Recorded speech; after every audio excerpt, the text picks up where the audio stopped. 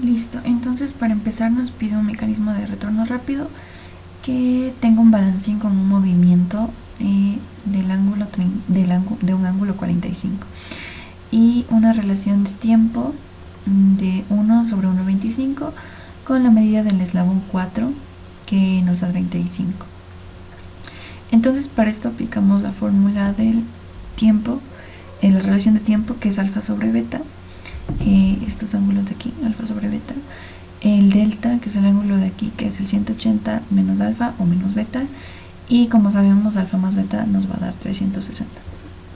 Entonces como datos tenemos la relación de tiempo, que es 1 sobre 1,25, tenemos el ángulo teta 4, que es de 45 grados, y tenemos también el eslabón 4 en la medida, que es 35.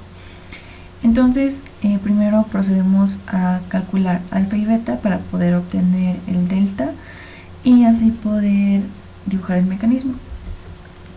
Entonces como tenemos que alfa sobre beta es igual a 1 sobre 1,25, despejamos alfa, que me queda 1 sobre 1,25 por beta, y de la fórmula del alfa más beta despejamos igual, teniendo alfa igual a 360 menos beta. Entonces igualamos alfa con alfa y listo. Tenemos 1,25 por beta igual a 360 menos beta.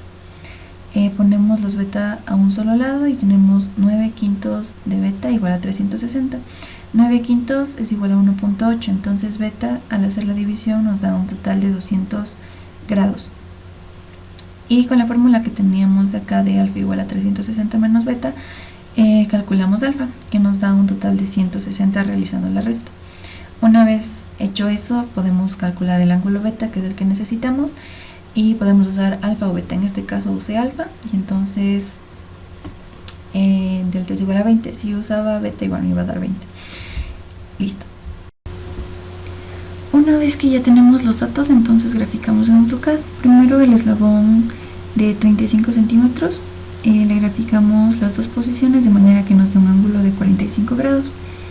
Luego graficamos indistintamente una línea para poder hacer las líneas del ángulo de 20.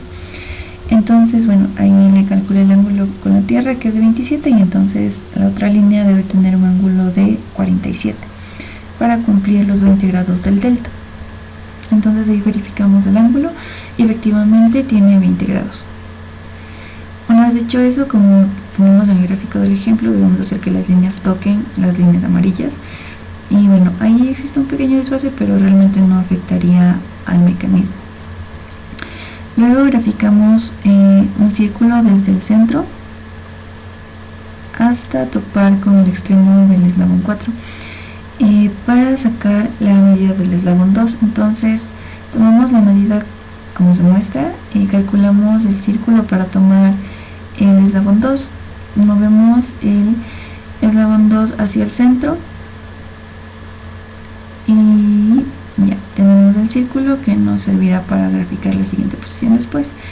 Bueno, copiamos para quedarnos solo con lo esencial que tendríamos que mover al linkage, y bueno, borramos todas las líneas que no necesitamos, en este caso las líneas de construcción del círculo, las eliminamos. Y entonces, bueno, ese círculo todavía no. Entonces ahí elegimos, puedo trabajar por ejemplo con esas posiciones o puedo trabajar con las otras posiciones. En mi caso voy a trabajar con las últimas posiciones. Entonces para eso necesitaba el círculo todavía para dibujar el eslabón 2.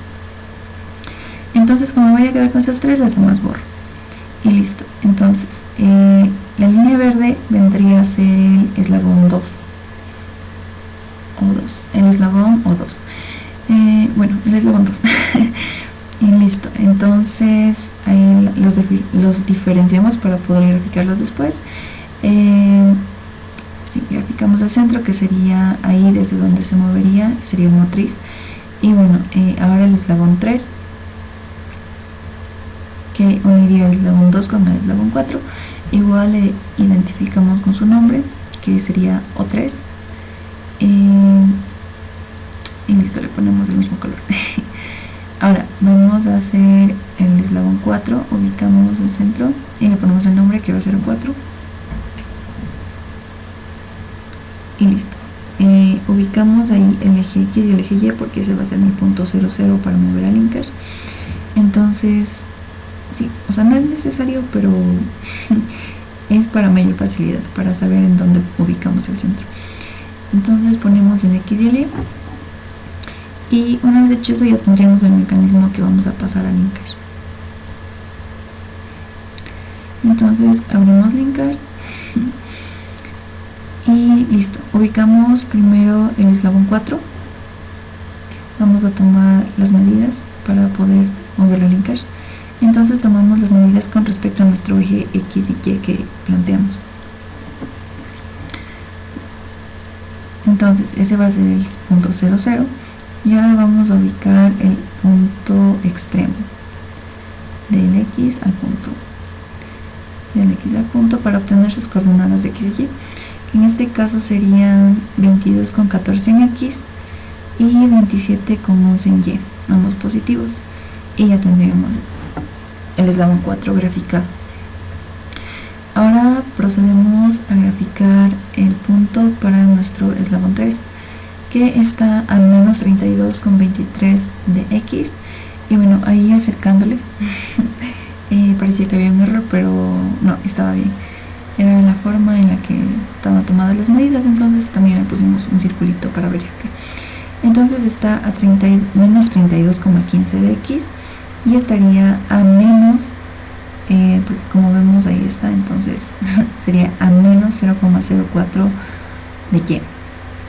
Ubicamos en el linkage la línea. El primer punto ya se uniría con el punto anteriormente mencionado y ahí tenemos para ubicar menos 32,15 como menos 0,04 y listo, tenemos ubicado el eslabón 3.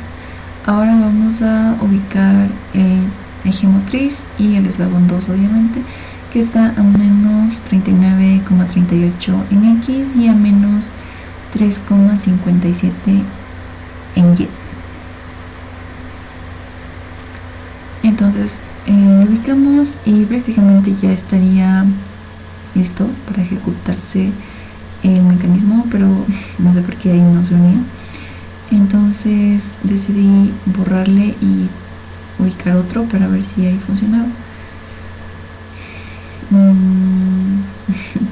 Ya, entonces ya lo ubiqué en el punto que tenía para no volver a tomar medidas, borré el anterior y lo uní. Igual al principio no se unía, pero después alejándole, creo que estaba muy cerca. Después al alejarle se unió y entonces ya funcionaba. Ya, ahora para verificar que cumpla con su trayectoria, vamos a establecer una línea auxiliar para verificar que efectivamente el eslabón 4 llega hasta el extremo que debe llegar.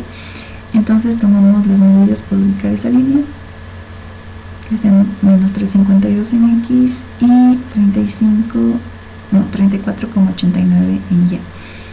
Entonces ubicamos el extremo del punto que ya tenemos y ubicamos el otro punto para tener el extremo de la línea. Lo ubicamos y verificamos que efectivamente se mueva. Para eso ponemos la opción para que dibuje y sí, efectivamente el eslabón cumple su trayectoria.